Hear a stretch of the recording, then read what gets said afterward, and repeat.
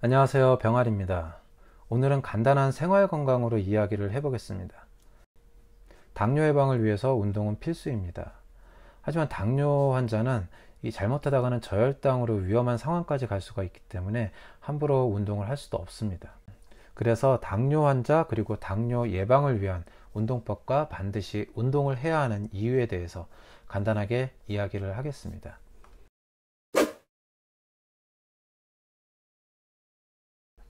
이 당뇨 환자에게 운동이 좋은 이유 7가지를 한번 간추려 봤는데요. 운동은 칼로리를 소모시켜 식사요법의 효과를 향진시키고 혈당을 직접적으로 떨어뜨리며 장기적으로 당뇨병의 합병증을 예방하고 스트레스를 해소시키고 정신건강에도 좋다고 합니다. 운동의 장점 7가지를 간추려 봤습니다. 첫 번째, 인슐린의 효능을 높여 인슐린의 필요량을 줄일 수가 있습니다. 두 번째, 심혈관계 질환, 동맥경화증, 심장병, 중풍 등의 이 발생 위험이 감소됩니다. 이는 운동요법으로 지질대사의 장애를 교정하고 심근의 혈류가 개선되고 폐 기능이 향상되며 동시에 고혈압도 개선됨에 따른 효과라고 합니다. 세 번째입니다. 비만형 인슐린 의존형 당뇨병에서 체중 감량을 위하여 식사요법의 보완 수단으로도 운동은 큰 효과가 있다고 합니다.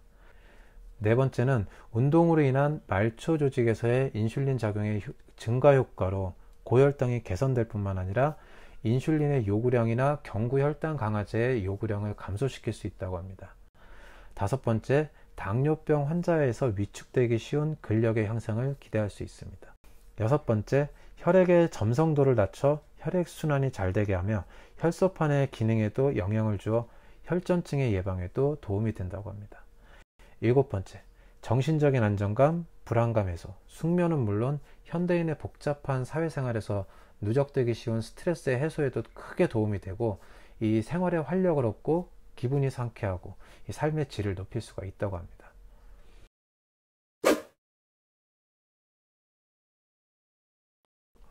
자, 다음으로는 당뇨에 좋은 운동입니다. 아무리 좋은 운동이라고 하더라도 안전하게 운동을 해야 되겠죠.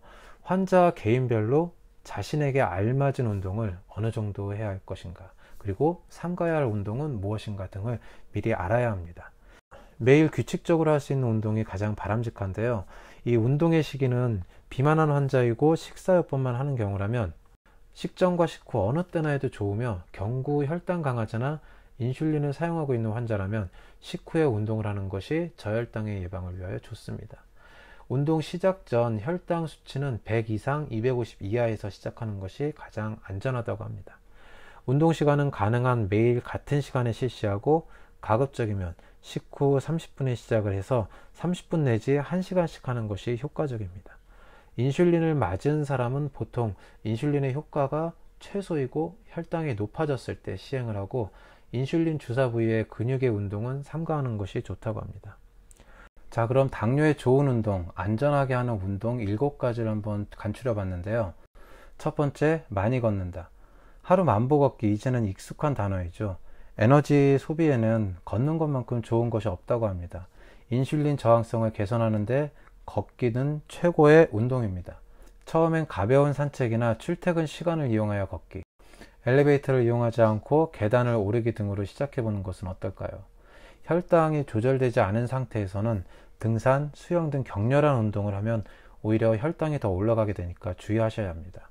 반드시 운동 전 혈당 수치 100 이상 250 이하에서 시작하시는 것이 가장 안전하다고 합니다.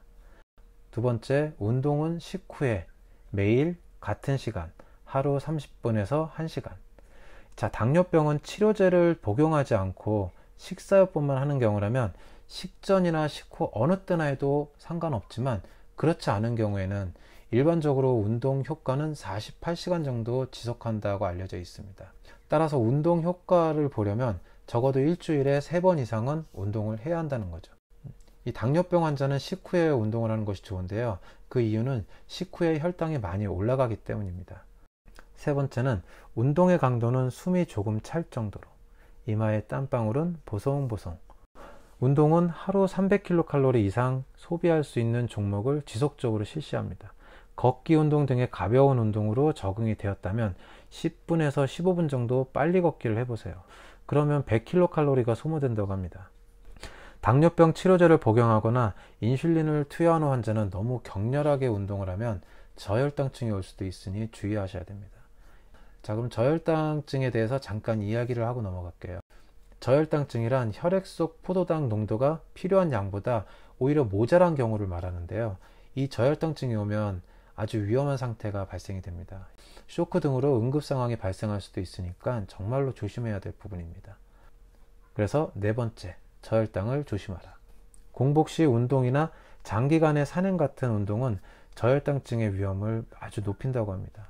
운동하러 나갈 때는 꼭 사탕이나 설탕 같은 당분을 갖고 다니시고, 운동 중 식은땀이 나거나 가슴이 뛰거나 어지러움 같은 저혈당증 증상이 있을 때는 즉시 당분을 공급해 주시고 상황에 따라서는 병원에 가셔야 합니다.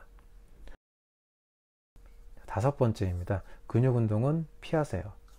무조건 근육 운동을 하지 말라는 것은 아닙니다. 대체적으로 유산소 운동과 근육 운동은 함께하면 좋다고 하는데요. 근육량이 늘어나면 운동 효과도 늘어나고 직접적으로 혈당 소모를 늘릴 수 있기 때문입니다.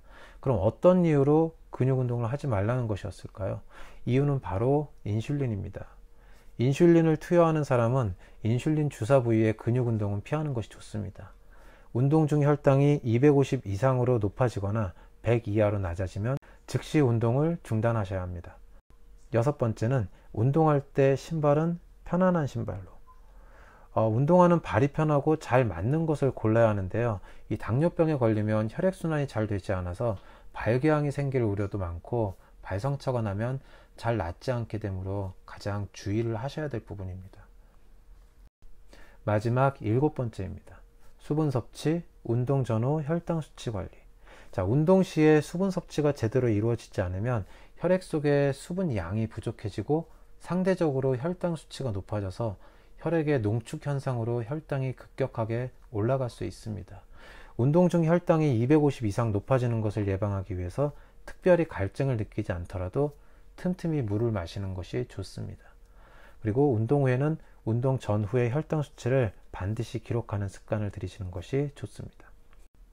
자, 이렇게 당뇨 환자에게 좋은 운동, 특히 안전하게 하는 운동 7가지, 그리고 당뇨 환자가 운동을 꼭 해야 하는 7가지에 대해서 설명을 드렸습니다.